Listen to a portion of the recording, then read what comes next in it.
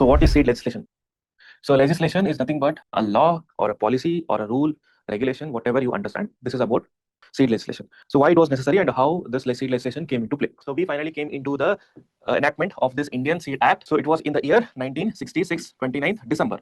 Important objective of Seed Act. Seed Act क्यों आया था? Seed Act came into force to control, to regulate the seed quality that are sold in the market. ठीक है, मैं seed producer हूँ, ठीक है, मुझे सीड को सेल करना है, या मैं फार्मर हूँ, मैं कोई भी हूँ, मुझे सीड्स को सेल करने हैं, ठीक है, I want to sell the seeds in the market.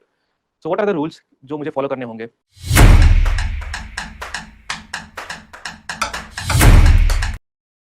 Let's start today's class. So what is seed legislation? So legislation is nothing but a law. Okay, understand this in terms of law. A law or a policy or a rule, regulation, whatever you understand, this is about the law. Okay, seed legislation. So why it was necessary and how this seed legislation came into play. तो देखो, जैसे कि ये पूरा story है, कहानी है, जो इंटरेस्टिंग भी हो सकता है, थोड़ा बोरिंग भी हो सकता है. That depends entirely on you. Science ऐसा सब्जेक्ट है जिसमें कॉन्सेप्ट रहेंगे, और ये सारी चीजें एज लाइक नरेटिव है, ऐसा हिस्ट्री है, स्टोरी है, कहानी है, जो आप सुनोगे या आपको इंटरेस्ट लगेगा तो लगेगा, वरना तो आपको रट्टा मार के जाना पड़ेगा. You have to remember all the facts जो हुए थे हिस्टोरिकली, एंड करंटली जो पॉलिसीज है उसमें क्या डेट्स है, क्या ईयर है, और पॉलिसी का इंप्लीमेंटेशन क्या है, what are the different provisions, limitations, everything you have to remember as such.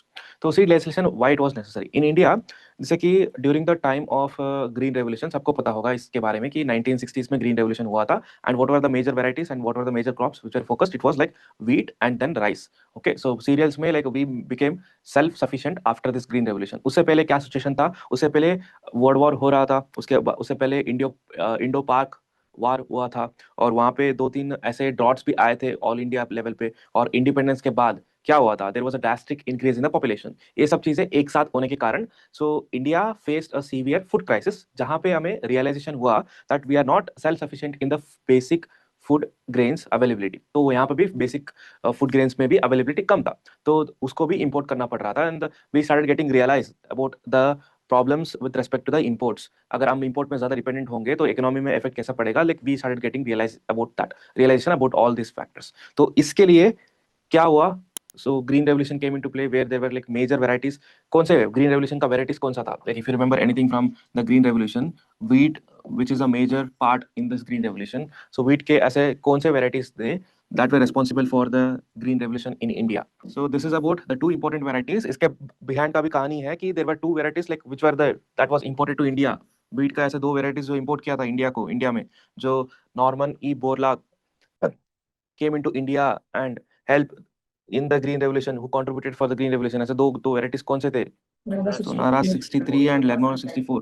सी, ये दो वेराइटीज थे जिसको इंडिया में इंट्रोड्यूस किया गया, और उसमें सिलेक्शन करके then we got the two important varieties that were adaptable in India that led to the green revolution. उसके साथ एक राइस का भी वैरायटी था which was the variety of the rice that was responsible for the green revolution, IRA.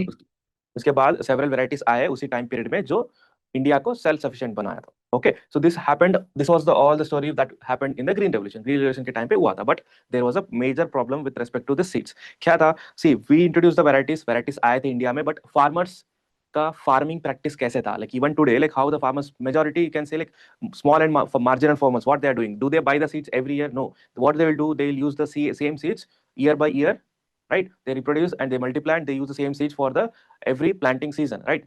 This was a problem. Why? Because because since you are a student of plant breeding, you know कि अगर same seeds को हम साल भर सो करते जाएंगे, क्या problem हो सकता है उसमें? एक तो उसका जेनेटिक प्योरिटी डिटोरेट हो जाएगा, और उसमें मैकेनिकल मिक्सचर्स हो सकते हैं, और म्यूटेशन होगा, जेनेटिक ड्रिफ्ट होगा, and there will be like minor genetic variations that can takes place. This are all the factors which will contribute to what, which will be responsible for, क्या बोल सकते हैं? ये सारे फैक्टर्स की वजह से वेराइटी में क्या हो सकता है? वैरायटी डिटोरिएट हो सकता है, हो सकती है. right? So this was happening because majorly the key factor was क्या? What is the basic input? It was the seed के वजह से ही हो रहा था ये सब चीजें. So when this was got realized कि ऐसा इसीलिए हो रहा है क्योंकि इंडिया में जितने भी सीड्स होंगे उसका क्वालिटी बहुत खराब है.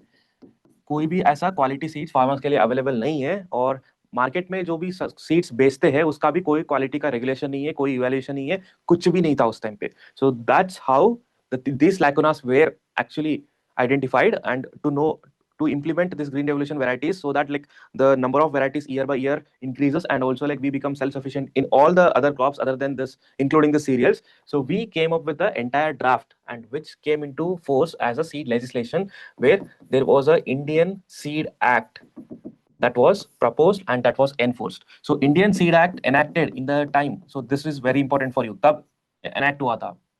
It was in the 29th December 1966. And when did it came to force? Came to force 1968. 1968 or 1969? 69. So it came into force after 2 years. Sorry, after 3 years. Okay, so 2nd October 1969. 1966 में इसका enact हुआ और 1969 में so it came into the force. But as such, please remember कि इसका dates भी आप लोग याद रख लो. It is 29th December 1966 and 2nd October 1969. Okay, so with this enactment, so India started regulating the quality of seeds, both in terms of both in the place of production, seed production, and also in the place of marketing, or you can say sale. Both production के time पे भी और sale के time पे भी, both the aspects were controlled with the help of this seed legislation, which we see it as Indian Seed Act 1966. ठीक है, ये सारा background था. This is how we got introduced to the seed legislation. तो ये जो legislation हमने adopt किया है, इसके behind एक कॉन्सेप्ट है, इसके बिहाइंड कुछ रेफरेंसेस है जिसको हमने यूज किया है. There are two important philosophies which are related to the seeds. एक है European philosophy and one is like North American philosophy. See, according to the European philosophy, what does it says? It says that the seed quality should be regulated by the government at the source. At the source मतलब क्या? So what you understand at the source? The seed quality should be actually controlled and regulated by the government at source. At source in the sense during the time of seed production.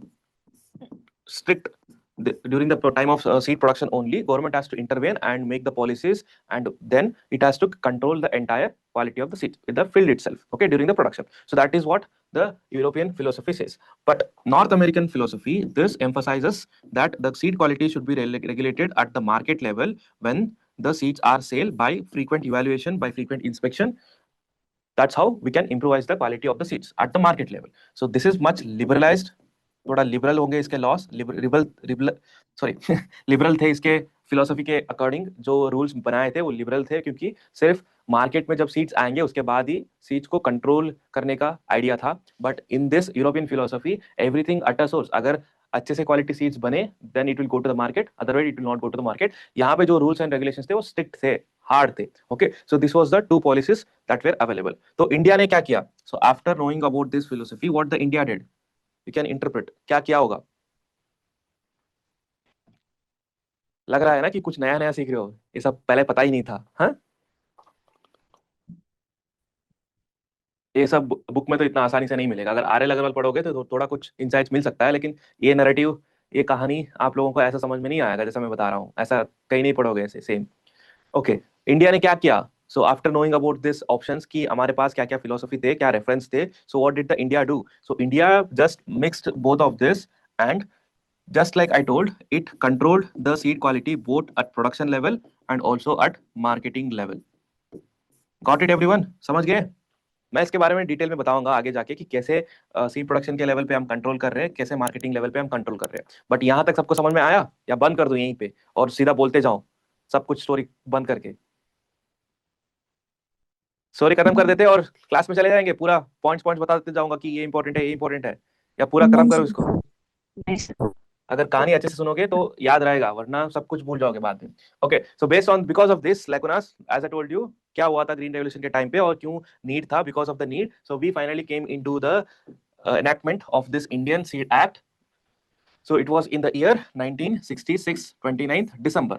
Okay, and there was a 3 years gap, 1966 to 1969, 3 years gap. क्यों 3 साल का gap क्यों लेना पड़ा इसको like जारी करने के लिए? why there was a need of giving the 3 years gap? Because of formulation of the entire rules. जो इसके rules थे पॉलिसी के, उसको फॉर्मुलेट करने के लिए टाइम चाहिए था, इसलिए हमने 3 साल लिया. और बीच में it was in 1968 the seed rules were formed. देखो ये seed rules कुछ अलग नहीं है, there is nothing different. The seed rules are the one which will tell us about like how the seed act should be implemented. That's it. It is one and the same. जो rules है ना seed rules, वो बना है किसके लिए? seed act का ही, policies का ही डिटेल डिस्क्रिप्शन, डिटेल प्रोसीजर्स इसमें अवेलेबल है, which was came into like existence या published in the 1968. ये क्लियर है सबको?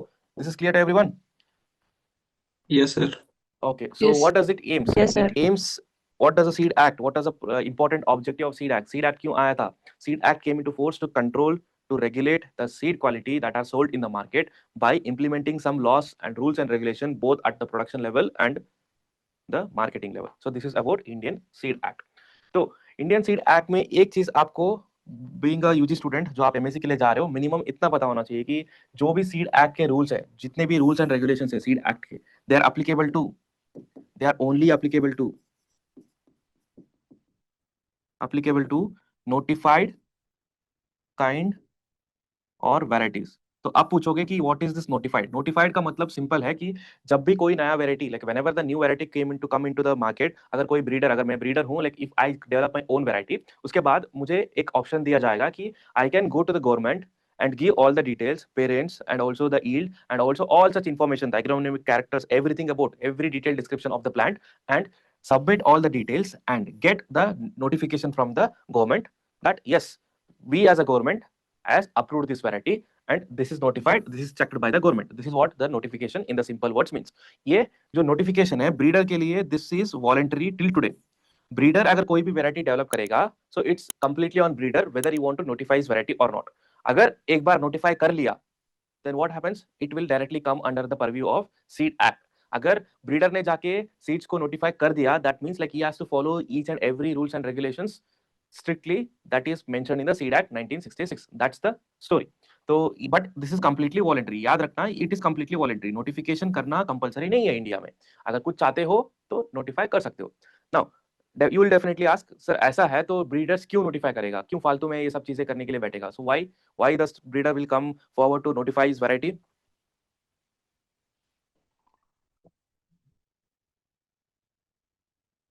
बताओ ना, कुछ तो रीजन होगा. So how he will be voluntarily motivated to notify his variety? अगर ये वॉलंटरी रखा है, कंपलसरी नहीं है, तो then why would the breeder come and notify his variety? क्या रीजन, किस रीजन से करेगा? So what is the advantage of notification of the variety in India? सोच रहे हो या सो रहे हो? एक्सपोर्ट, ओके, बिना नोटिफिकेशन के भी एक्सपोर्ट हो सकते हैं, उसमें कोई प्रॉब्लम नहीं है. थोड़ा पेटेंट और ऐसे कॉपीराइट. सब कुछ हो सकता है. अरे भाई प्लीज, कॉपीराइट पेटेंट प्लांट्स के लिए एप्लीकेबल है. Plants doesn't get the patent और the copyrights For research purpose. Research purpose. थोड़ा लॉजिक से बोलो, थोड़ा लॉजिक यूज करो. नोटिफाई करने से प्रोटेक्शन ऑफ राइट मिलेगा, बिना उसके भी प्रोटेक्ट कर सकते हो. और certified only certified seed are नहीं, non certified seeds are also allowed to sell in the market even today. Okay, एक एग्जांपल देता हूँ. फूड प्रोडक्ट्स में आईएसआई का मार्क होगा, अगमार का मार्क होगा. तो मार्क होगा तो क्या मतलब है? It tells us about the quality. Reliable है sir.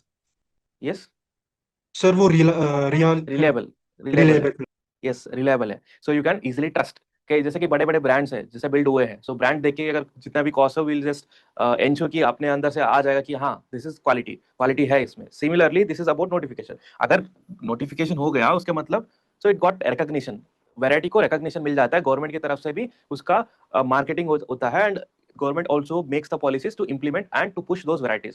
So that is the advantage of getting notification. इसलिए breeders मतलब अगर कुछ बड़ा कुछ अच्छा बना है तो that definitely they will go for the notification. क्योंकि नोटिफिकेशन ना करेंगे तो ब्रीडर को ही नुकसान है. Why? Because breeder, I as a breeder will develop a variety and release it in the market. But market को जाने के बाद वो वैरायटी ही रहेगा या कुछ मिक्स हो जाएगा किसी और सीड्स के साथ, या उसका जेनेटिक प्योरिटी डिटोरेट हो जाएगा, तो मुझे ही नुकसान है ना. क्योंकि थोड़ा टाइम के बाद वो वैरायटी चलेगी नहीं. एक साल चल सकता है लेकिन दूसरा साल तो नहीं चलेगी, खत्म हो जाएगी.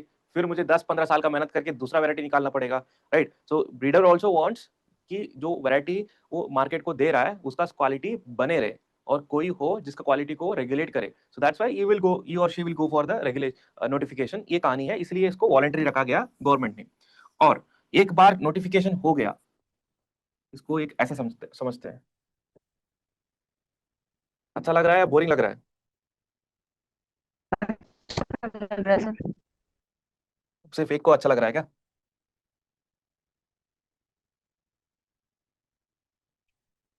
अरे कुछ तो बताओ यार. अच्छा लग रहा है. बढ़िया है सो रहे सर। हो सब? सब लोग सो रहे हो? ओके। सो सीड्स, फिर से कहानी सुनो। वैरायटीज या सीड्स, कोई भी ब्रीडर कोई भी अगर उसको वैरायटी को पब्लिश कर दिया तो उसके बाद उसके पास दो ऑप्शन होंगे। या तो वो नोटिफिकेशन पे जाएगा या वो नोटिफिकेशन नहीं कराएगा। ठीक है, अगर मान लो उसने नोटिफिकेशन कर लिया then it will come directly under the seed act 1966। ठीक है, उसके बाद again he or she, the breeder, will have a two options. One is going for certification. ये भी वॉलेंटरी है, ये भी वॉलेंटरी था, ये स्टेज पे वॉलेंटरी था and this is also voluntary. You can go for certification और सर्टिफिकेशन के बिना भी सेल कर सकता है। ओके, नो सर्टिफिकेशन, सर्टिफिकेशन, दो चीजें हैं। एंड यहाँ पे नॉन नोटिफाइड में भी आगे जाके क्या कर सकता है, directly sell in the market. यहीं पे मैं इंडियन सीड एक्ट 1966 का मेन लैकुना बता देता हूँ, या आप बताओ मुझे कि क्या है। So now I tell you the thing. See, according to Seed Act 1966, whatever the seeds which are notified under the Seed Act 1966, so government will directly control it. So after that, they will be provided a voluntary option to go for certification. So important point, जो Seed Act 1966 का major and important point क्या है? According to the Seed Act 1966, so there is one important point which is compulsory labeling and voluntary certification. So can anyone decode it? What does it mean? Compulsory labeling and voluntary certification. इसमें labeling वाला word नया आया है. So could anyone understand कि क्या है? What is compulsory labeling and voluntary certification? तो इसका मतलब क्या है? Can anyone wants to try? जल्दी. अरे ये सब तो पढ़ा होगा मैंने last. Identification of seed, sir. Okay. Sorry. Identification of the seed. Okay. Okay. Labeling Anything else? about the genetic purity. Labeling about the genetic purity. Good. Not only genetic purity, all the seed quality attributes. Okay. ठीक है, कहानी सुनो। तो इसके बाद क्या है कि according to seed act 1966 there is a compulsory labelling and voluntary certification and it is applicable to which varieties? Notified varieties और नॉन नोटिफाइड वैराइटीज और all varieties sold in the market according to Notified. Seed act. Okay, so this rule of compulsory labeling and voluntary certification, it is only applicable to notified varieties. अगर एक बार notification कर लिया, seed producer के पास सिर्फ दो ही option है, या उसको सर्टिफाई करो और सेल करो। अगर सर्टिफाई नहीं कर रहे हो तो क्या करना पड़ेगा? If the seed producer is not going for certification, तो then sale करने के लिए क्या करना पड़ेगा? He has to compulsory label it. Labeling करना पड़ेगा खुद से ही करना पड़ेगा. It is self labeling. और what is the standard word? क्या यूज करते हैं इसको? Truthfully labeled. ट्रूथफुली लेबलिंग करना पड़ेगा। ट्रूथफुली लेबल मतलब इसका मीनिंग क्या है? मीनिंग सिंपल है कि खुद से सच लेबल करना पड़ेगा। That is what truthfully labelling means. So उसमें क्या लेबल करेगा वो? उसमें सारे जो सीड क्वालिटी एट्रीब्यूट्स है ना, सीड क्वालिटी को जो दिखाता है वो सारे एट्रीब्यूट्स के बारे में इंफॉर्मेशन डालना पड़ेगा, जैसे कि lot number, variety name plus the source, and उसके बाद प्यूरिटी परसेंटेज, जर्मिनेशन परसेंटेज, ये सब चीजें हैं जिसको सेल जब करेगा सीड्स को इन कंटेनर्स, इन द बैग्स, उसके बाहर उसको लेबल करना पड़ेगा। अगर लेबल नहीं किया, ऐसा ही भेज रहा है, then the under the Seed Act 1966 it is a criminal offense and he might get the fine or he may also go to the prison. So this is about the regulation. ऐसे market में मैंने जैसा बताया था, there are two aspects in Seed Act 1966 that the act regulates or controls the seed quality both at the seed production level, कैसे?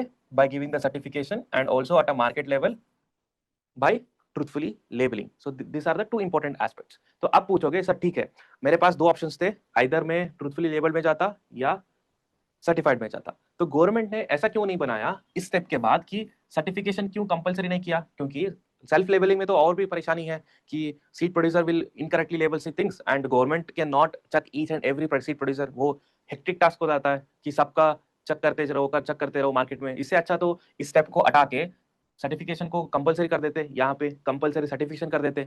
सो why the government did not do this? Logically सोचो,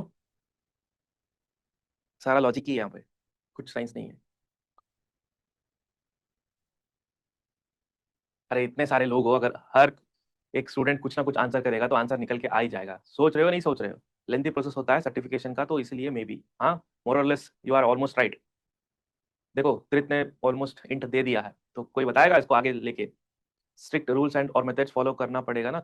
अरे इसलिए हाँ, गवर्नमेंट भी चाहती है ना कि सब सारे फॉलो करे, तो उसने कंपलसरी क्यों नहीं किया उसको, सर्टिफिकेशन को। अगर फॉलो नहीं करेंगे तो सीड क्वालिटी खराब होगा, जो गवर्नमेंट भी नहीं चाहती है। Farmers can sell their seeds in the market. वही गवर्नमेंट ने क्यों ऐसा प्रोविजन छोड़ा कि सर्टिफिकेशन के बिना भी फार्मर्स सेल कर सकते हैं सीड्स को, ऐसे क्यों? वो तो कंपलसरी कर सकता था, क्योंकि सीड क्वालिटी तो गवर्नमेंट को मेंटेन करनी ही थी। But still it chose for the voluntary certification. What was the reason for this? ज्यादा डिस्ट्रैक्ट मत हो जाओ, just go back to the what Prith said. High demand of seats. Okay, Ritika, where are you from? कहाँ से हो? I think like we interacted. Varanasi, good. You are from BHU or some other campus? BHU, good. Okay. तो BHU आने जाने का plan बनाया था, but I think maybe not possible. बहुत hectic है अभी। देखते हैं। Okay, so what Prith said, what Ritika said, if certification is compulsory, it is hard to sell the seed in the market by farmers. Sunil, ये सच भी है, but motive क्या है? What is the ultimate motive? Seed को cell करने का motive है या सीड क्वालिटी मेंटेन करने का मोटिव है? देखो, अगर सीड क्वालिटी ना मेंटेन करके सीड्स को सेल करते जाएंगे तो वो नेगेटिव ही है ना। वो कोई नहीं चाहता कि ऐसा हो जाए। एवरीवन डज लाइक वांट्स कि जो भी सीड्स आएंगे मार्केट में वो क्वालिटी का ही हो, वरना क्या ही फर्क पड़ेगा कि मैं एज अ फार्मर किसी के पास जाके पैसा दे के सीड्स ले रहा हूँ, अल्टीमेटली वो क्वालिटी के नहीं है, और गवर्नमेंट ताकि फार्मर सीड सेल कर पाए इसलिए स्ट्रिक्ट रेगुलेशन नहीं दे रहा है, तो क्या मतलब बना? क्योंकि ultimately everyone wants the quality seeds. तो ये रीजन नहीं था उसका। इन फी का भी रीजन नहीं है, कुछ भी नहीं है, फीस कुछ भी नहीं लगता है इसमें, 25 रुपीज 50 रुपीज लगते हैं इसमें। So the main problem what Ritika said is about the demand. देखो, India as a seed industry is like a 6th या 7th largest economy producing, like largest income producing industry.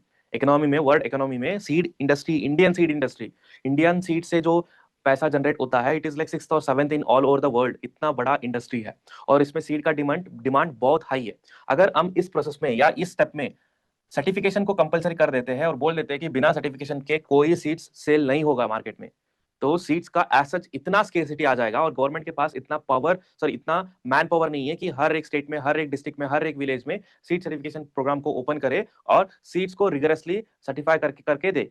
This is not possible. तो इसीलिए इसको उस time पे 1966 आप imagine कर सकते हो कि इंडिया के पास कितना मैन पावर होगा, कितना इंफ्रास्ट्रक्चर होगा, कितना एक्सटेंशन एक्टिविटीज होगा। तो इसको कंसिडर करके उन्होंने ये बनाया कि compulsory labelling and voluntary certification. तो सर, अगर ऐसा है कि ठीक है, हमें तो समझ में आ गया कि अगर सीड प्रोड्यूसर सर्टिफिकेशन चूज कर रहा है तो government will take care about the seed quality, and if it is certifying then obviously it means that seed quality is maintained. But market में कैसे गवर्नमेंट इंश्योर कर रहा है या रेगुलेट कर रहा है कि seed quality, the seeds which are sold in the market are quality है या नहीं? So how the government is ensuring? This is one of the provision of seed act 1966। कैसे इंश्योर कर रहा है कि सीड क्वालिटी मेंटेन हो रहा है? स्टैंडर्ड सेट करके, ठीक है, स्टैंडर्ड तो सेट कर दिया क्योंकि लेबलिंग कर दिया हमने, लेबलिंग का स्टैंडर्ड निकाल दिया कि every seed should be labelled about the seed quality attributes, और जो लेबल किया हुआ है वो it should meet the prescribed standards जो अंडर सीड एक्ट, जो सेंट्रल सीड कमेटी या सेंट्रल सीड सर्टिफिकेशन बोर्ड जो प्रिस्क्राइब करता है कि हर एक वैरायटी में, हर एक क्रॉप में इतना मिनिमम जर्मिनेशन होना चाहिए, इतना प्यूरिटी होना चाहिए, उसका वो सेम मैच करना चाहिए। वो वही बोलते हैं prescribe standards. If that is matching then it is good to sell. But कौन चेक करेगा इसको? फार्मर्स को हमने ऑप्शन दे दिया कि आप लेबल करो और लेबलिंग सही होना चाहिए। Yes please. रेड है, regular testing, good, you are coming to the point. Someone else was saying something. Yes Ankur, you are not audible, please be bit louder. क्या बताया तुमने? बताओ, अरे जल्दी बताओ ना, क्या बोल रहे थे? सीड इंस्पेक्टर करके होते हैं ना? Yes exactly. See, under seed act 1966 there is appointment of seed inspector. Seed inspector होते हैं, उनका काम क्या होता है? उनका काम होता है कि रेगुलरली मार्केट में जाओ, उनके जुरिडिक्शन में वो मार्केट में जाना है और वहां पे रेगुलरली चेक करते रहना है कि सीड क्वालिटी मेंटेन हो रहा है नहीं हो रहा है, और सीड प्रोड्यूसर सारे उसका लेबल कर रहे हैं नहीं कर रहे। That is the main important role of seed inspector. They are appointed by state government या सेंट्रल गवर्नमेंट। कौन अपॉइंट करता है सीड इंस्पेक्टर्स को? Seed inspectors are government. देखो, यहाँ पे कंफ्यूजन बिल्कुल नहीं होना है, क्योंकि इंडियन सीड एक्ट जो एनेक्ट हुआ था, this is by central government, but central government state government को पावर देता है कि आप लोग अपने एरिया के हिसाब से सीड इंस्पेक्टर्स को आप अपॉइंट करो, जो एलिजिबल कैंडिडेट्स होंगे, उनको एलिजिबल क्वालिफिकेशंस होंगे, और उनको पावर दो कि वो लोग कहीं पे भी जाके इंस्पेक्ट कर सकते हैं, रेड कर सकते हैं, और वहां से सैंपल्स निकाल के सीड टेस्टिंग लैब को बेच सकते हैं, और वहां पे सीड एनालिसिस जब का चेक करेगा, अगर जो लेबलिंग किया हुआ है, जो for example I am a seed producer, मेरे पास सीट इंस्पेक्टर आएगा, मेरा क्वालिटी के बारे में उसको डाउट लगेगा कि मैं क्वालिटी सीट का क्वालिटी जो मैं लेबल किया हूँ वो मेंटेन कर रहा हूँ नहीं कर रहा हूँ, तो मेरे से कुछ सैंपल्स उसको ले सकता है, लेके कहाँ पे भेजेगा वो, स्टेट सीड लैब्स में भेजेगा, और लैब सीड एनालिस्ट होंगे और सीड एनालिस्ट उसका चेक करेंगे और उसका रिपोर्ट देंगे। रिपोर्ट में अगर मेरा लेबल और उसका रिपोर्ट अगर मैच कर रहा है तो ठीक है, अगर नहीं मैच कर रहा है again there will be like imprisonment or there will be fine and there will be like seizure of all the seeds. So that's how the government is regulating the quality of seeds that are sold in the market till today. आज तक भी यही हो रहा है, but यहाँ पे government ने एक बहुत बड़ा चीज मिस कर दिया। सो व्हाट इज इट?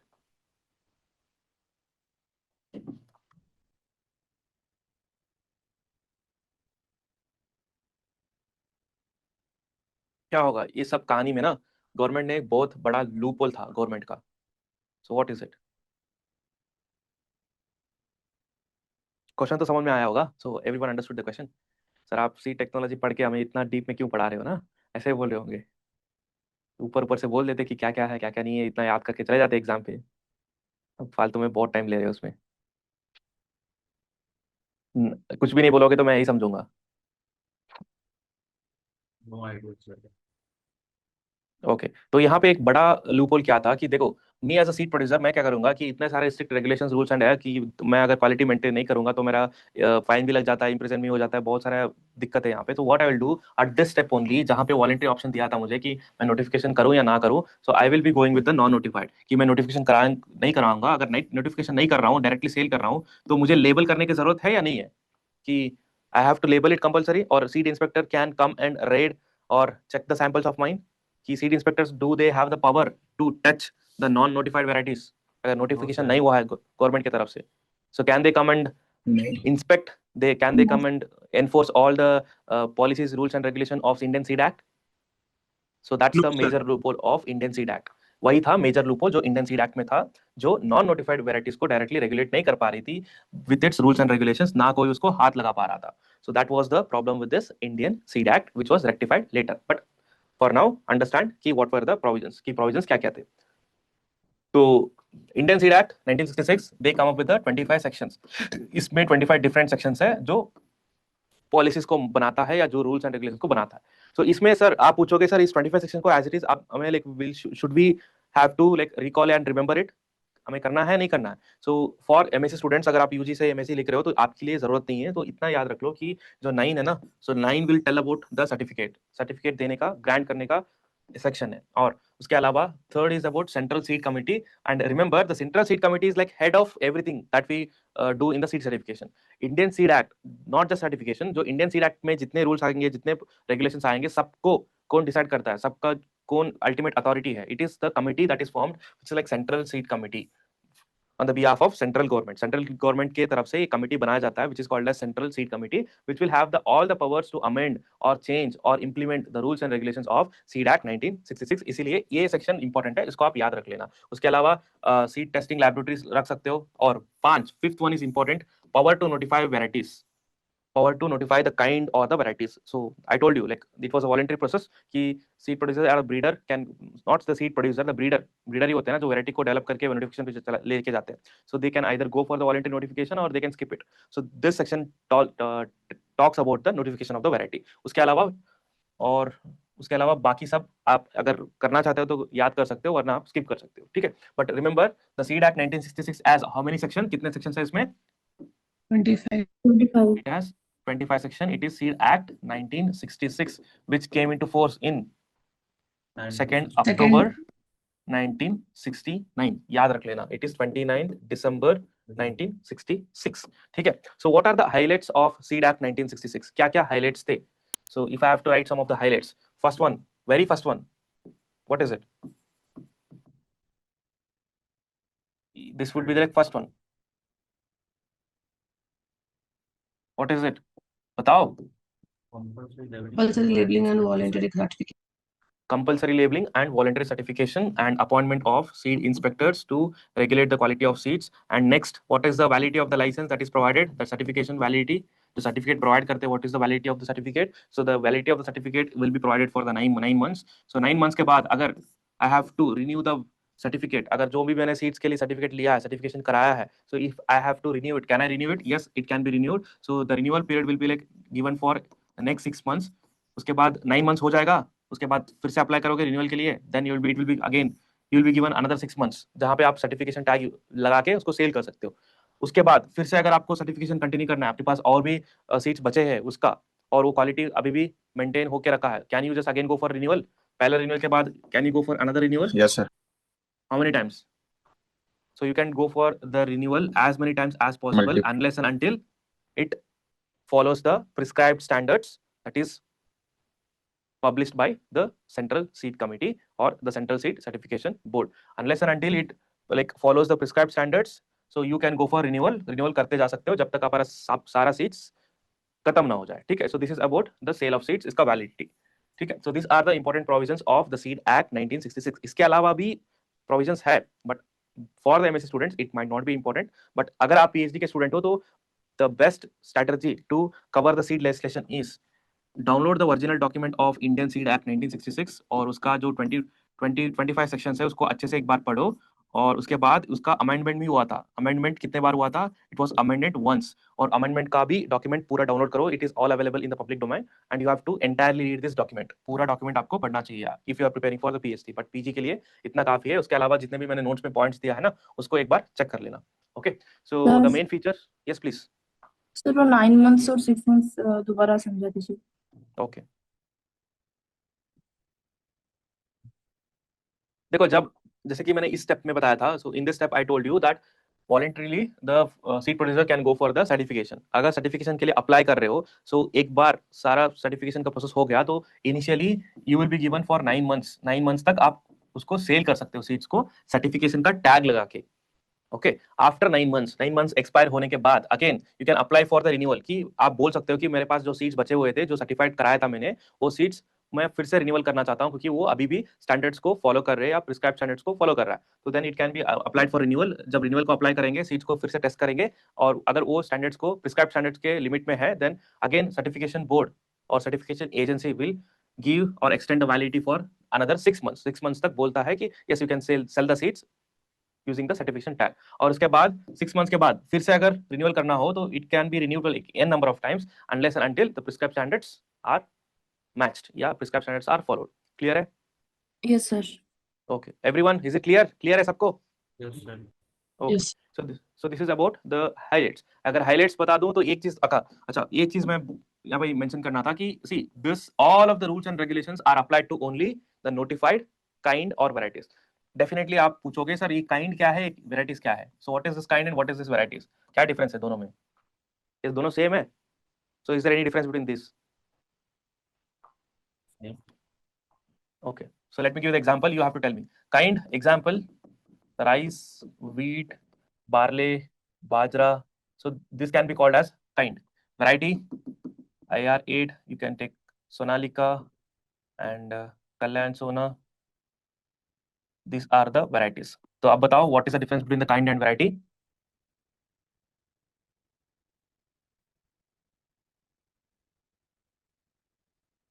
नहीं समझ में आ रहा? Yes, sir. नहीं समझ में आ रहा? Yes sir. सिंपल है बहुत। Like kind means like it is like different crops, जो अलग अलग क्रॉप्स है ना उसको बोलते हैं kind. So it is like scientific term, like technical term जो इंडियन सीड एक्ट में यूज हुआ है। Kind is nothing but defining about the crop. जो क्रॉप है, क्रॉप के बारे में डिफाइन कर रहा है कि राइस होगा that is one kind, wheat होगा that is another kind, the बाजरा होगा that is another kind, that is about the kind. Variety क्या होगा? काइंड के अंदर, व्हीट के अंदर अलग अलग वैरायटीज होंगे ना, that is what varieties means. और इसके लिए कंफ्यूजन नहीं होना कि अगर स्लैश लगाया हुआ है तो उसका मतलब नहीं है कि दोनों सेम है। This is like crop and this is like variety with in the crop. Clear है सबको एवरीवन? Yes, sir. ओके, अरे एक Yes, दो sir. यस क्यों बोलते हो यार? थोड़ा कॉन्फिडेंस के साथ बोलो ना यस करके, अगर समझ में आ रहा है। मैं इसको अभी 10-15 मिनट में खत्म कर सकता था, लेकिन थोड़ा इंटरेस्टिंग बनाने के लिए और चीजों को याद रखने के लिए मैं एफर्ट्स डाल रहा हूँ। आप लोग यस भी नहीं बोल रहे हो। तो नेक्स्ट क्लास में तो सारा कट शॉर्ट करके ना 20-25 मिनट में पूरा खत्म कर दूंगा। बाद में आपको पूरा बैठ के रट्टा रट्टा मारना पड़ेगा, और जो मैं क्लास में बताता हूँ कुछ नहीं याद रहेगा आप लोगों को। सो it is all about like memorizing everything if you don't want all this. So next thing, the notified seats should be sold in the market, should be labeled compulsory. अगर आप नोटिफिकेशन नहीं कर रहे हो, या सॉरी अगर आप certification नहीं कर रहे हो बट नोटिफाई आपने कर लिया, then it has to be compulsory labeled and it should ensure की जो prescribed limits of germination and purity है वो फॉलो करना चाहिए। एंड जो सीड कंटेनर, कंटेनर का क्या मतलब है, container is like any structure, like bags होगा या पॉलीथीन बैग होगा, गन्नी बैग होगा या कुछ भी होगा जिसमें सीड्स को बांध के रखा है या सीड्स को सील करके रखा है या सीड्स को सेल कर रहे, that is what containers means. इसको कंटेनर को लेबल करना चाहिए और लेबल करना होगा जो प्रिस्क्राइब्ड सीड क्वालिटी एट्रीब्यूट्स है उससे। एंड जो लेबल करेंगे वो शुड ट्रूली रिप्रेजेंट, ऐसा नहीं कि कुछ भी लेबल कर दिया। जो लेबल करेंगे, जो प्रिस्क्राइब करेंगे, जो स्टैंडर्ड्स को, वो होना भी चाहिए सीट के अंदर, वो जो सीट्स का क्वालिटी एग्जैक्टली उसको दिखाना भी चाहिए लेबल पे। And there is a establishment of apex bodies जो इस पॉलिसीज, रूल्स एंड रेगुलेशंस को implement करने के लिए under seed act 1966 there are committees that have been established, which is Central Seed Committee, Central Seed Certification Board, which is also called as CSCB, and it is CSC. And then you have State Seed Certifying Agency, SCA, and the Central and State Seed Testing Laboratories. इसके बारे में आपको पता होना चाहिए। Starting with what are the different apex bodies that are statutory bodies that are established under Seed Act 1966, क्या क्या था? See, first one was Central Seed Committee. Second one, it was Central Seed Yes. Certification Board.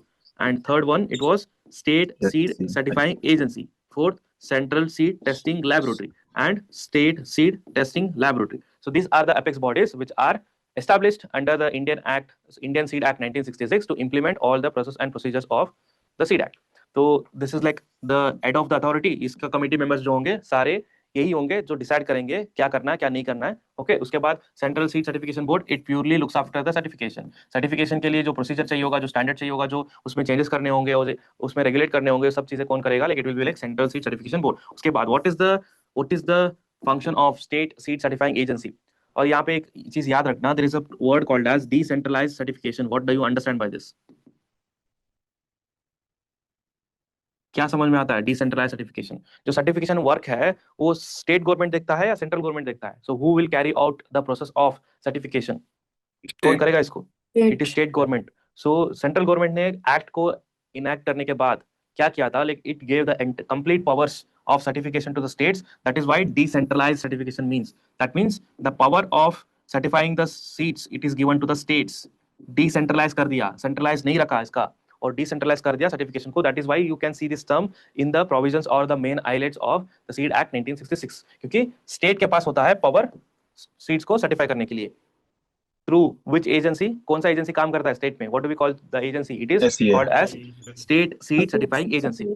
और state government के through, ये सिर्फ government body है या private को भी ये पावर देता है? स्टेट गवर्नमेंट या सेंट्रल गवर्नमेंट के थ्रू जो प्रोविजंस है उसमें पावर किसको दिया है? स्टेट गवर्नमेंट को दिया है, स्टेट में प्राइवेट्स को भी दिया है, प्राइवेट एंटिटीज या प्राइवेट बॉडीज को भी दिया है। सो द सेंट्रल, रिमेंबर जो सर्टिफिकेशन काम है ना, आज तक भी सिर्फ गवर्नमेंट को दिया गया है, लेकिन it is only given to the government. The state government can establish the state seed certifying agency, which is completely under the control of the government, which will certify the varieties. Clear है? कोई भी private के पास ये power नहीं होता है कि seeds को सर्टिफाई कर सके। So it is entirely with the government. Clear है?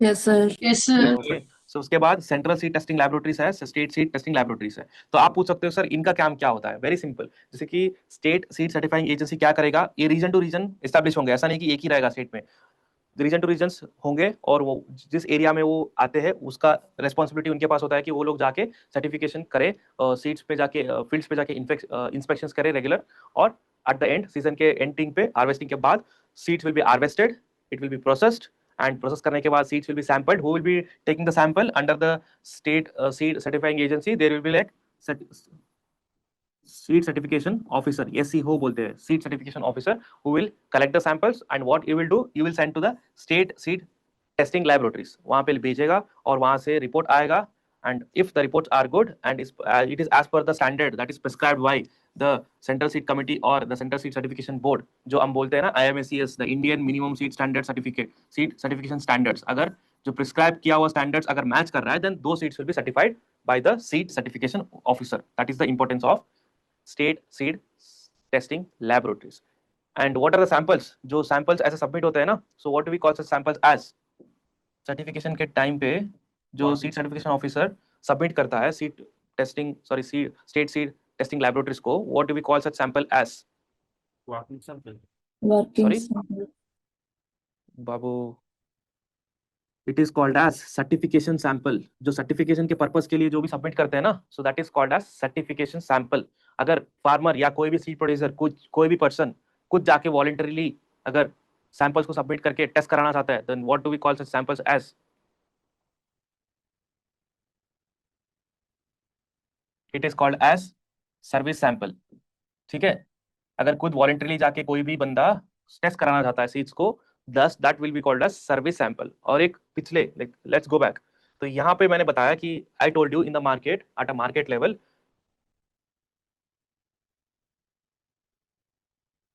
at a market level the seed inspectors, यहाँ पे जो seed inspectors थे, they have the power to go and raid and take the samples and submit it to the seed testing laboratories. So what do we call such sample as? यहाँ के जो samples है उसको क्या बोलते हैं हम? Which are submitted by the seed inspectors for the which are collected from the market, which are available for sale, it is called as official sample. Okay, तो हमने कितने अलग अलग टाइप के सैंपल्स देखे थे? So can anyone repeat? Repeat कर सकता है कोई भी? Certification sample, okay, service sample, second one service sample, service sample, okay, third one official sample. official sample. Exam के लिए इंपॉर्टेंट है ये, so this is important for exam, remember it. Okay, what are this? I have told you nicely about what are they. Okay, so this is all about the seed highlights of the seed act 1966. जो भी text है ना इसके बारे में मैंने already बता दिया है, इसको आप जाके एक बार अच्छे से पढ़ लेना। तो रूल ऑफ, ओके, यहाँ पे इस पार्ट को एक बार और अच्छे से डिस्कस कर लेंगे। So this part will discuss it bit nicely. ठीक है, मैं सीड प्रोड्यूसर हूँ, ठीक है, मुझे सीड को सेल करना है, या मैं फार्मर हूँ, मैं कोई भी हूँ, मुझे सीड्स को सेल करने हैं। ठीक है, I want to sell the seeds in the market. So what are the rules जो मुझे फॉलो करने होंगे? पहले आप बताओ कि when I have to follow the rules, if the variety is notified और नॉन नोटिफाइड। तब ऐसा मेरे पास सिचुएशन आएगा कि मुझे रूल्स को फॉलो करने ही करने हैं, when it is compulsory. Notified. Yes Notified. Yes, if the seeds या वैरायटीज जो मैं सेल करना चाहता हूँ अगर वो नोटिफाइड है, तो तभी मुझे सारे रूल्स एंड रेगुलेशंस को फॉलो करने होंगे। तो under this what are the different rules? क्या रूल्स होगा, क्या रूल्स है existing for the sale of seeds of market? So मेरे पास दो ऑप्शन है। एक, जैसा मैंने बताया, just I am summarising, first one was label seeds, second one is certified seeds. दो ऑप्शन है मेरे पास कि मैं आइदर लेबल करके सेल करूं या सर्टिफाइड करके सेल करूं। लेबल करके सेल करने के लिए क्या प्रीरिक्विजिट है, क्या इंपॉर्टेंट है? अब मुझे सब चीजें लेबल करने होंगे। लेबल पे सीड लॉट नंबर होना चाहिए, वैरायटी का नेम होना चाहिए, और सोर्स होना चाहिए कि कहाँ से हमने उसको सेल कर रहे हैं, और उसके बाद उसका जो सीड क्वालिटी पैरामीटर्स है, प्योरिटी परसेंटेज, जर्मिनेशन परसेंटेज, ये सब चीजें लेबल पे क्लियरली मेंशन होना चाहिए, जो ट्रू भी हो, जो सच भी हो। ठीक है, so that is how I can sell. Otherwise I can directly apply for the certification and get the seed certified, and then I can start selling the seeds in the market. So these are the rules for sale of seeds under Seed Act 1966, which will apply to only the notified kind or varieties.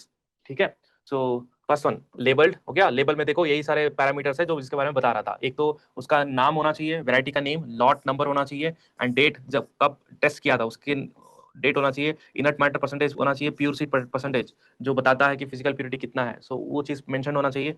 Other crop seeds number पर KG के हिसाब से कितने number है वो होना चाहिए। Wheat seeds number पर KG, germination percentage, net content उसमें क्या क्या है, एंड सेलर नेम, कौन सेल कर रहा है इसको। अगर सीड्स अगर उसको ट्रीट किया हुआ है तो it should be mention that do not use for food और ऑयल पर्पस और पॉइजन, ऐसा एक लेबल होना चाहिए उस पर। देखो कि we know right, like seeds को जब सेल कर रहे हैं, अगर उसको सोइंग के लिए यूज करना है, then it will be treated, sometimes it will be, sometimes it won't be, like depending on the variety। अगर ट्रीट किया हुआ है उसको क्लियरली मेंशन करना पड़ेगा। और एक चीज यहाँ पे क्लैरिफाई कर दूं, हमने स्टार्टिंग से लेकर अब तक जो कहानी मैंने सुनाया है और आप लोगों ने सुना है, जो ये सीड्स सेल का बात हो रही थी, उस सीड्स को लेकर फार्मर क्या करेगा, whether he or she will be using it for a consumption purpose or whatever we have discussed till now was for the sowing purpose। Sowing purpose, sir. Sowing. देखो जितना भी रूल्स एंड रेगुलेशन, जितना भी policy, जो भी act, सबके बारे में हम डिस्कस कर रहे थे ना, कंफ्यूज मत हो जाओ कि everything that we discuss was for the sowing purpose. It was not sold as a grain की तरह सेल नहीं कर रहे थे। It was about the seed जो सोइंग के लिए यूज करना था, उसके बारे में है ये सारे रूल्स एंड रेगुलेशन। अगर कोई भी सीड्स को हार्वेस्ट करने के बाद as a grain, directly grain consumption purpose के लिए यूज करना चाहेंगे, तो ये सब चीजें अप्लाई नहीं होते हैं। So all of this is applicable for only the sale of seeds which will be use for a sowing purpose. Clear है सबको? Yes, sir. Sir. इतना एनर्जी नहीं आ रहा है, पता नहीं क्यों आप लोगों में। So second one was, the first category was label seed, जिसका ये सारे पैरामीटर्स लेबल होना चाहिए। Next, other possibility was selling it as a certified seed by having the certification tag and label by the state seed certifying agency. So other requirements क्या है? So other requirements है कि जब तक validity है तब तक ही सेल कर सकता है, अगर एक बार वैलिडिटी खत्म हो जाए तो कोई भी सीड्स को सेल नहीं कर पाएगा। एंड कि इसके जो लेबल किए हुए हैं, सो लेबल को किसी की तरह अल्टर, रिमूव, डैमेज नहीं करना है, अगर करेंगे तो वो भी एक स्ट्रिक्ट ऑफेंस है। उसके अलावा जो पर्सन सीड सेलिंग में इन्वॉल्व है उसको क्या करना है, कंपल्सरीली ही has to maintain the records for the period of 3 years. जो सीड सेल हुए थे उसका एक, जैसे कि कोई भी सीड सेल कर रहा है ना, उसका बिल निकालना पड़ेगा, इनवॉइस निकालना पड़ेगा, वो सारा डिटेल्स 3 इयर्स तक रखना पड़ेगा, ठीक है। So and there should be like representative sample, जो सीड सेल किया है ना उसका एक कुछ सैंपल भी उसको पास होना चाहिए। So this are the other things that the seed seller should be having, या seed dealer should be having when he wants to sell the seeds in the market. Clear है सबको? क्लियर है? Yes, sir. Yes, sir. Important terms में वही मैं explain कर रहा था कि एक तो what is kind, second one what is variety, and third one is like what is container.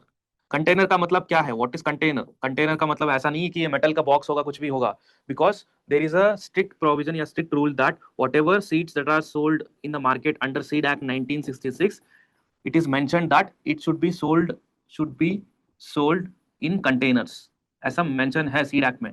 तो जब मैं पढ़ रहा था ना 2020 में, मैं इसको देख के पढ़ के ऐसा समझा था कि ऐसा कुछ स्पेसिफिक स्ट्रक्चर होगा या स्पेसिफिक बॉक्स होगा जो गवर्नमेंट ने बनाई होगी, तो उसके अंदर ही सीड्स को सेल करने होंगे सीड प्रोड्यूसर को, ऐसा मैंने सोचा था, समझा था। बट ऐसा नहीं है। कंटेनर का मतलब any close structure, whether it might be bag, it might be box और anything that will be having the seeds which are labeled from outside. So that is what the container means. Clear है? But ये provision याद रखना कि whatever seeds that are to be sold in the market which are notified, that should be strictly under a container which is labeled from outside.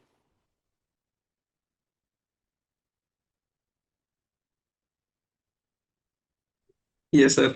Okay, तो seed act 1966 का जितने भी हमने कहानी सुना, तो उसमें एक बार अमेंडमेंट हुआ है। So what is amendment? Amendment is changes that has been brought to the seed act 1966.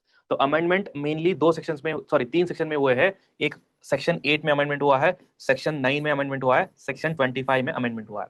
So what are the changes that have been brought? देखो, जब पहले 1966 में सीड एक्ट को एनैक्ट किया था, like when the seed act was enacted in the 1966, there was no mention about seed certification board, there was no mention about central seed certification board.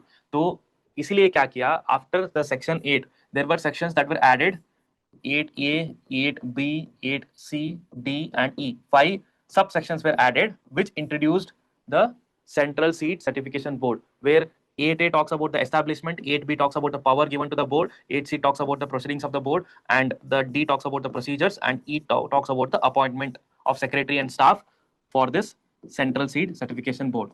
Exam के लिए आप इतना याद रखना कि 8 के बाद सबसेक्शंस ऐड हुए थे, which talks about the Central Seed Certification Board, बस। और उसके बाद सेक्शंस 9 में there was a one word, like word which was changed.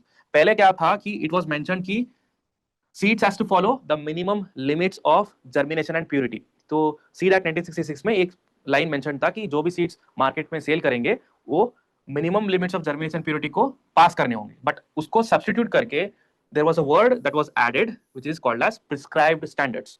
तो वहां पे मेंशन किया, अभी के लिए मेंशन आज तक भी वही है कि जो फॉलो करते हैं कि seeds has to follow the prescribed standards. तो जो स्टैंडर्ड्स हुए, कौन प्रिस्क्राइब करेगा? Who will prescribe the standards?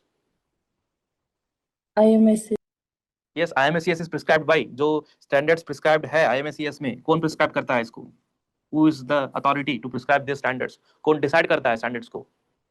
IMSCS में जो भी मेंशन्ड है, किसने मेंशन किया है? It is currently under central seed certification board. Certification board he prescribe करता है।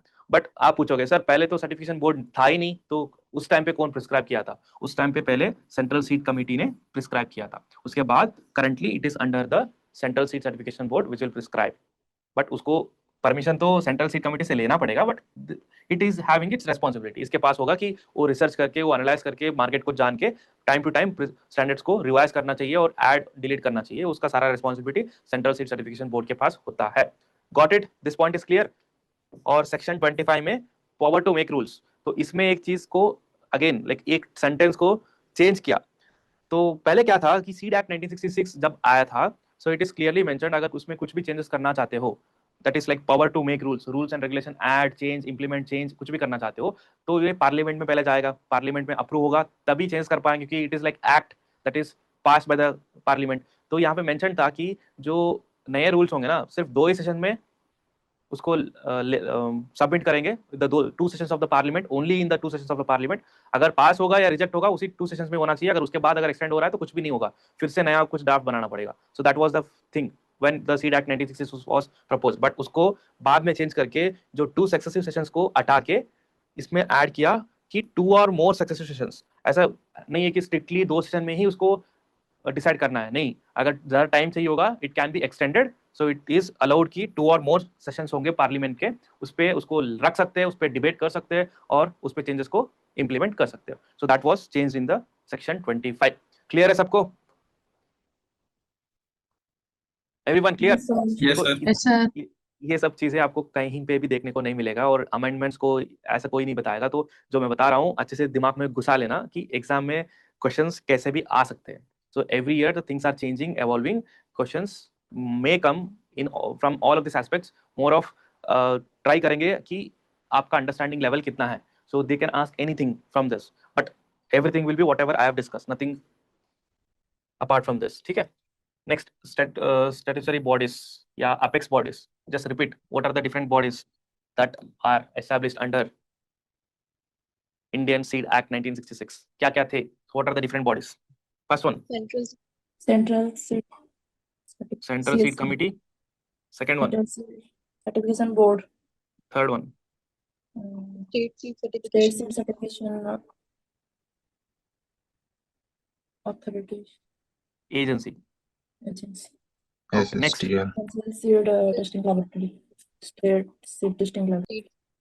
okay, so these are the apex bodies which will implement, which will follow, or which are the bodies for responsible for the effective implementation of the provisions of Indian Seed Act 1966. बार बार बोल रहा हूँ कि Indian act 1966, Indian act 1966, at least इससे आप लोग confuse मत हो जाओ और भूल मत जाओ कि सीड एक्ट कब हुआ था। इट इज 1966, 29 दिसंबर 1966। कहीं पे भी दीवार पे रख लो या पेस्ट कर लो या लिख लो। क्लियर? सो आगे डिस्कस करेंगे या नेक्स्ट क्लास में करेंगे?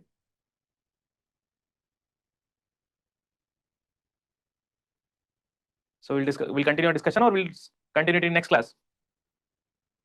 Continue, sir. Next class, continue next class. Next Continue, class. sir. Okay. So I'll conclude this after this slide. उसके बाद next class में इसको डिटेल में आगे लेके जाएंगे। So I won't be taking more than 2 class, don't worry. So next class में पूरा conclude कर देंगे। Starting में थोड़ा foundation strong होना चाहिए था, like the foundation should be like strong, ताकि आपको exactly पता हो what is legislation, what is the importance of it। तो मैंने टाइम लेके उसको अच्छे से बताया है, बट नेक्स्ट क्लास में थोड़ा जल्दी कवर करेंगे। और जो भी पढ़ने के लिए इंपॉर्टेंट है वो सारे नोट्स में ऑलरेडी है, उसको आप पढ़ लोगे तो उसमें एग्जाम के लिए इंपॉर्टेंट होगा। ठीक है, नेक्स्ट क्लास कब होगा? रात में हो जाएगा class, next class. So note, I was talking about the Central Seed Testing Laboratory. कहाँ है Central Seed Testing Laboratory? Where it is located? So it is currently located at Banaras. One. NSRTC. So what is the full form of NSRTC?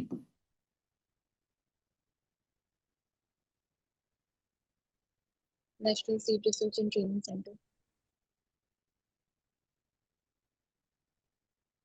National Seed Research and Training Center. तो CSCL जो है, like the CSCL, it was established in the year. It was established in the year 1960 at New Delhi. ये जो पहला establish हुआ था for the first time, it was established at Delhi in 1960, but it was later shifted to Varanasi at this training center, which is like NSRTC in 2007. तो NSRTC कब establish हुआ था? When was this center established? Anyone? अरे general agriculture के लिए तो कुछ तो पढ़ा होगा, CUT के लिए पढ़ा होगा या क्लास एग्जाम्स के लिए पढ़ा होगा, तो इतना तो बता सकते हो।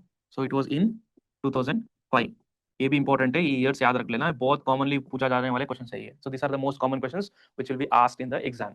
Okay, and what is the function? ठीक है सर, CSL के बारे में पता चल गया कि yes it was established in 1960, later shifted to Varanasi in 2007।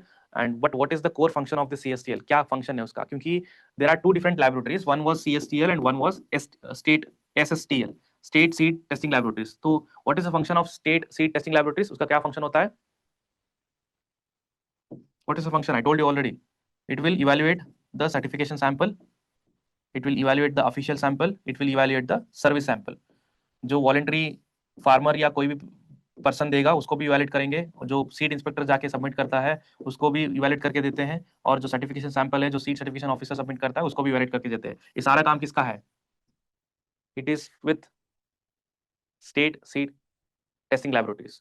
तो सेंट्रल सीड टेस्टिंग लैबोरेटरी का क्या काम है? So what is the function of the central seed testing laboratories? So central seed testing laboratory इसलिए establish हुआ है that will check and monitor the state seed testing laboratory whether they are efficiently working or not, whether the seeds or whether the results they are publishing whether they are authentic or not।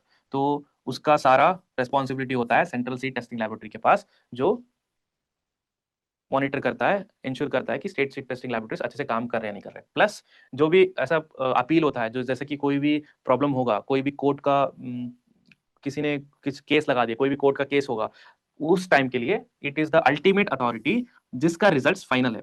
For example, उसको मैं seed producer हूँ, तो seed inspector आके मेरे पास market से seed लेके गया और उसको यहाँ पे टेस्टिंग के लिए दे दिया, और जो results state seed testing laboratories दे रहा है मैं उससे सेटिस्फाइड नहीं हूँ, मैं बोल रहा हूँ कि कुछ गलत किया है उन्होंने, मेरा सीड से क्वालिटी को प्रिस्क्राइब स्टैंडर्ड्स को फुलफिल कर रहा है, तो मैं अपील कर सकता हूँ, and after that the samples will be और can be sent to the central seed testing laboratory based on the court judgement. तो अगर वो CSL के पास जा रहा है तो that will be the ultimate authority, उसका जो रिजल्ट्स आएगा that has to be obeyed, so that is prescribed in the Indian seed act. उसके हिसाब से this is like ultimate authority which will decide कि जो रिजल्ट प्रिस्क्राइब करेगा वो फुल एंड फाइनल होंगे। So that is the main function of CSTL। One was like monitoring and strictly monitoring of SSTL plus all the solving the disputes जो भी arise हो रहे हैं in the market. Plus there is one more important thing here which is called as referee testing. Referee testing का मतलब वही है which is like comes under the monitoring, कि क्या करता है, लेकिन हर साल जो जितने भी स्टेट सीड सर्टिफाइंग लैबोरेटरीज है या स्टेट सीड टेस्टिंग लैबोरेटरीज है उसमें 5% ऑफ द सैंपल्स को सेंट्रल सीड टेस्टिंग लैबोरेटरीज को भेजना पड़ता है, हर एक state seed testing laboratories. See, state seed testing laboratories has to send the 5% of its sample every year to the central seed testing laboratories. So this central seed testing laboratory will check the sample and उसके साथ results भी भेजने होंगे कि 5% का sample plus उसका results दोनों को ये सेंट्रल को भेजेगा, और it will test it and this will ensure कि सच में ये जो स्टेट सीड टेस्टिंग लैबोरेटरीज है सही से काम कर रहे हैं नहीं कर रहे, और इनका जो रिजल्ट्स है या मैच कर रहा है नहीं कर रहा है। So that is what is called as referee testing, where 5% of the seed samples from the every state seed testing laboratories will be sent to the CSTL, which will be checked and monitored for the uniformity, for ensuring the uniformity and the accuracy of the results. Clear है सबको? Yes, sir. Yes, sir. Yes, sir. Okay. तो summary will be, what are the important points? Summary क्या है? एक additional point है यहाँ पे, जो सीड इंस्पेक्टर्स जो सैंपल्स कलेक्ट करता है मार्केट से, जब जाएगा इंस्पेक्ट करेगा और उसको शक होगा तो वो कलेक्ट करेगा samples. When such samples are collected which we call it as, what are the such samples called as? What is such sample called as which is collected by the seeds inspector in the market? Certification sample. अरे बाबा, so what are the samples called as which is collected by the seed inspector from the market, जहाँ पे seed selling का जगह से अगर collect करेंगे जो collect हो रहा है samples, what do we call such sample as? Official sample. Official samples, the samples which are collected by the seed certification officer after the completion of the seed processing. So what do we call such sample as? Which are, Certification sample. yes, it is certification sample which are collected for the purpose of certification. Here it is official samples. जो official sample draw करेंगे ना उसको 3 parts में divide करना होगा, और एक part laboratory को देंगे जहाँ पे सीड एनालिस्ट होंगे जो एनालाइज करके देंगे, और सेकंड पार्ट खुद के पास रखना पड़ेगा, सीड डीलर के पास एक पार्ट होगा, और थर्ड पार्ट सीड इंस्पेक्टर के पास खुद रखना पड़ेगा which we call it as guard sample. So remember कि जब भी सैम्पलिंग करेंगे तो 3 पार्ट्स को डिवाइड करेंगे, एक पार्ट लैब को भेजेंगे, एक पार्ट प्रोड्यूसर को खुद दे देंगे कि आप भी रख लो, और खुद एक पार्ट सीड इंस्पेक्टर भी रख लेगा। और जो सैंपल दिया गया है, सैंपल भेजा जाता है लाइक सीड टेस्टिंग लैबोरेटरीज को, उसमें ये सारे चीज मेंशन होना चाहिए, serial number, seed lot number, name of the sender, कौन सेंड कर रहा है, और उसके बाद सैंपल ड्रॉ करते टाइम कोई और है तो उसका witness, plus date and place of taking samples, kind and variety of seed analysis, and nature and quantity of preservation added. अगर कोई प्रिजर्वेटिव्स ऐड किया है तो उसका क्वांटिटी और क्या नेचर है उसका, प्लस वो सब चीजें इसमें होना चाहिए। This is again the label, the different label, ये वो वाला लेबल नहीं जिसमें कंपलसरी लेबलिंग में आता है, वो वाला लेबल नहीं। सो this is the label which is sent to the seed testing laboratories for the checking the seed quality. Okay, And see, there is a point कि seed of the notified seeds can be only sold in the container. ये important point है, आपको याद रखना होंगे. And notified seeds, whether certified or not, should meet the minimum prescribed standards that is mentioned in the Indian Seed Act. And notified seed which are sold in the market should be compulsory labeled. Without labeling, if someone is selling the seed, it is a criminal offense. Okay. And total forms, इसके लिए form होंगे, जैसे कि apply करने के लिए एक form होगा, रिन्यूअल के लिए एक फॉर्म होगा. Total there are 8 forms that are available. इसका बारे में डिटेल में कुछ नहीं पता लाइक होना चाहिए, बट जस्ट रिमेंबर कि टोटल 8 अलग अलग फॉर्म्स होंगे. फॉर्म 1 अप्लाई करने के लिए अलग, रिन्यूअल करने के लिए, अपील करने के लिए, रिवोक करने के लिए, सबके लिए एक फॉर्म होगा. So there are total of 8 different forms. जो अगर if you like curious about it, just download the Indian seed act. जो एक्ट का पूरा पीडीएफ है ना, ये अवेलेबल है सीड पोर्टल पे, seed.net पोर्टल पे. तो वहां से जाके आप डाउनलोड कर सकते हो. उसमें सारा एक बार देख भी सकते हो, आपके पास टाइम होगा तो एंड इंटरेस्ट होगा तो. ठीक है. उसके अलावा जो जो चीजें इंपॉर्टेंट थे तो उसको मैंने सारा कवर कर लिया है. तो एज इट इज अच्छे से इसको याद करना. And one best thing that you can do, किसी को ऐसा बंदे को पकड़ो जो मेरे क्लास नहीं देखता है और उसको समझा देना एक बार अच्छे से. So everything will be clear and you will be able to remember everything. Okay. तो आपको भी थोड़ा पता लगेगा कि आपने कितना सुना है और आपने कितना समझे है. So the things will be crystal clear. So if you are satisfied with the class, drop a heart and we'll meet you in the evening class. अरे वाह, इतना सारा arts. Thank you. So thank you so much for attending. I hope like the session was good and you enjoyed the session.